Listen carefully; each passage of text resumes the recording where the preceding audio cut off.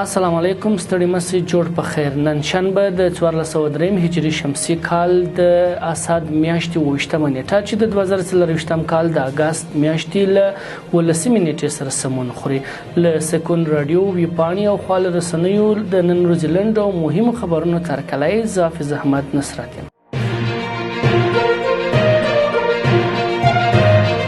خصوصي پوهنتونونو کې د زده کړیالانو د جذب کېدو سره سره فارغ زده کړیالان د دندو له نشتوالي شکایت کوي. هلمند کې د خصوصي پوهنتونونو مسؤلین وایي چې د خصوصي پوهنتونونو په جذب کې 50% کموالی راغلی دی. یاد مسؤلین وایي که دا لړۍ دوام وکړي لري به نه وي چې خصوصي پوهنتونونه به له تړل کېدو سره مخ سي. دوی له حکومت څخه غوښتنه کوي چې په مالیاتو د صفایي په ټیکس او د برق په بیلونو کې ورسره مرسته وکړي ترڅو یاده ستونزه حل سي.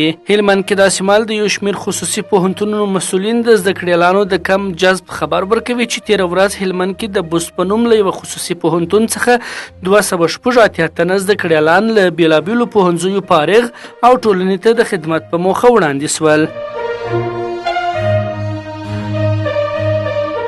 هلمند مرچه ولسوالۍ کې د لسو لوبډلو په ګډون د والیبال شپنۍ ټورنمنټ پای ته ورسید. دا ټورنمنټ چې د هلمند والیبال فدراسیون له لوري د مرکز ترڅنګ د لسو بېلابېلو ولسوالیو د لوبډلو په ګډون راپیل شوی و، تېره شپه د امریتي ورزش لوبډلې په اتلولۍ پای ته ورسید. هلمند مرچه ولسوالۍ کې داسې مهال شپنۍ ټورنمنټ په لاره اچول شوی و چې دې ولسوالۍ کې وړاندې هم دا ډول سیالۍ ترسره شوي دي چې موخه یې د ځوانانو ترمنځ سالم رقابت او د ورزش وده یاده شوې ده. سبا یکشنبه عمومي رخصتي ده.